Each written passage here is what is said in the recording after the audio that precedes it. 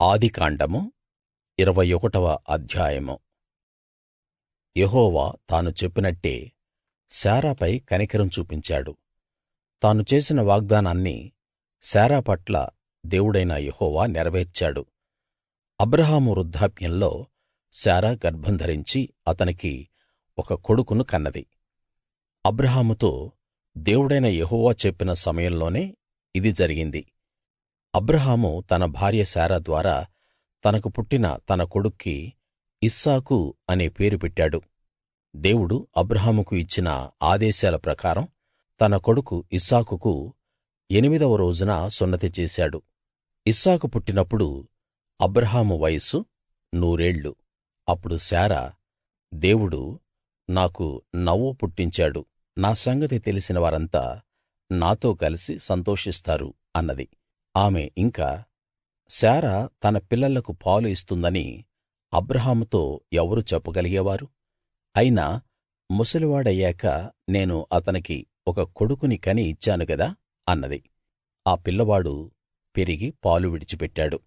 ఇస్సాకు పాలు మానిన రోజున అబ్రాహాము గొప్ప విందు చేశాడు. అప్పుడు అబ్రాహాముకు ఐగుప్తు జాతిదైన హాగరు ద్వారా పుట్టిన కొడుకు ఇస్సాకును ఎగతాళి చేయడం శారా చూసింది. ఆమె అబ్రాహాముతో ఇలా అంది, ఈ దాసిని, ఈమె కొడుకుని వెళ్ళగొట్టు. ఎందుకంటే ఈ దాసి కొడుకు నా కొడుకు ఇస్సాకుతో కలసి వారసుడిగా ఉండటానికి వీల్లేదు. ఈ మాట విన్న అబ్రాహాము తన కొడుకు ఇష్మాయేలును బట్టి చాలా వేదన చెందాడు. అయితే దేవుడు, ఈ అబ్బాయి కోసం, నీ దాసి కోసం నువ్వు బాధపడవద్దు. ఈ విషయంలో శారా నీకు చెప్పినట్టు చెయ్యి. ఎందుకంటే ఇస్సాకు వలన కలిగే సంతానమే నీకు వారసులవుతారు. అయినప్పటికీ ఈ దాసి కొడుకు కూడా నీ సంతానం గనక నేను అతణ్ణి కూడా ఒక జాతిగా చేస్తాను అని అబ్రాహాముతో చెప్పాడు. హాగరును పంపివేయడం. కనుక అబ్రాహాము తెల్లవారక ముందే లేచి రొట్టె, నీళ్లు పోసిన తోలుతిత్తి సిద్ధం చేసి వాటిని హాగరు భుజంపై పెట్టాడు. ఆ బాలుణ్ణి ఆమెకు అప్పగించి పంపివేశాడు. ఆమె వెళ్లి బెయేర్షెబా అడవి చేరి అక్కడ తిరుగుతూ ఉంది. ఆ తోలుతిత్తిలోని నీళ్లు అయిపోయాక ఆమె బాలుణ్ణి ఒక పొద కింద విడిచిపెట్టింది. ఈ పిల్లవాడి చావు చూడటం నా వల్ల కాదు అనుకుని కొంత దూరం వెళ్లి వాడికి ఎదురుగా కూర్చుంది. అక్కడ ఎలుగెత్తి బిగ్గరగా ఏడ్చింది. దేవుడు ఆ బాలుడి మొర విన్నాడు. అప్పుడు దేవుని దూత ఆకాశం నుండి హాగరును పిలిచాడు. హాగరూ, నీకొచ్చిన కష్టమేమిటి? భయపడవద్దు. ఆ బాలుడు ఉన్న చోటనే దేవుడు అతని మొర విన్నాడు. నువ్వు లేచి ఆ బాలుణ్ణి పైకి లేపు. అతనికి ధైర్యం చెప్పు. ఎందుకంటే నేను అతణ్ణి ఒక గొప్ప జాతిగా వృద్ధి చేయబోతున్నాను అని ఆమెకు చెప్పాడు. అప్పుడు దేవుడు ఆమె కళ్ళు తెరుచుకునేలా చేశాడు. ఆమె ఎదురుగా ఉన్న ఒక నీళ్ల ఊటను చూసింది. ఆమె వెళ్లి తోలుతిత్తిని నీళ్లతో నింపి ఆ బాలుడికి తాగించింది. దేవుడు ఆ అబ్బాయికి తోడుగా ఉన్నాడు. అతడు పెరిగి పెద్దవాడయ్యాడు. అడవిలోనే నివసించి విలువిద్యలో ప్రవీణుడయ్యాడు. అతడు పారాను అటవీ ప్రాంతంలో ఉన్నప్పుడు అతని తల్లి ఐగుప్తు దేశం నుండి ఒక అమ్మాయిని తెచ్చి అతనికి పెళ్లి చేసింది.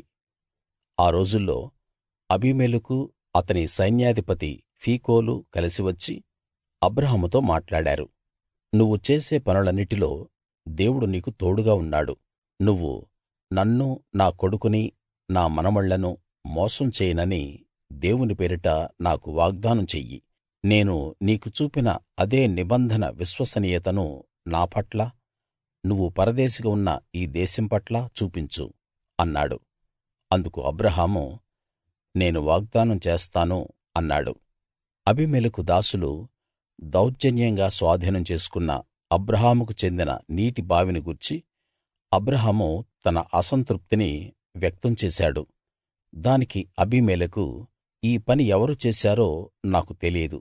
నువ్వు కూడా దీని విషయం నాకేమీ చెప్పలేదు.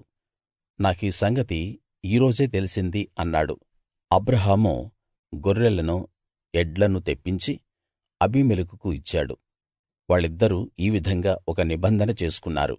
తర్వాత అబ్రాహాము తన గొర్రెల మందలో నుంచి 7 ఆడ గొర్రెలను తీసి వేరుగా ఉంచాడు. అది చూసి అబీమెలెకు అబ్రాహాముతో, నువ్వు 7 ఆడ గొర్రెలను వేరుగా తీసి ఉంచావు, దాని అంతరార్థం ఏమిటి అని అడిగాడు.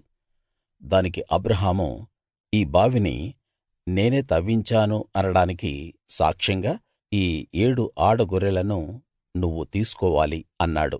అలా వాళ్ళిద్దరూ అక్కడ ఒక నిబంధన చేసుకున్నారు. కాబట్టి ఆ స్థలానికి బెయేర్షెబా అనే పేరు వచ్చింది. బెయేర్షెబాలో వాళ్ళు అలా ఒక నిబంధన చేసుకున్న తర్వాత అబీమెలెకు లేచి తన సైన్యాధిపతి ఫీకోలుతో కలిసి ఫిలిష్తీయుల దేశానికి తిరిగి వెళ్ళాడు. అబ్రాహాము బెయేర్షెబాలో ఒక తమరస్క చెట్టు నాటాడు. అక్కడ శాశ్వత దేవుడైన యెహోవా పేరట ప్రార్థన చేశాడు. అబ్రాహాము ఫిలిష్తీయుల దేశంలో చాలా రోజులు పరదేశిగా ఉన్నాడు.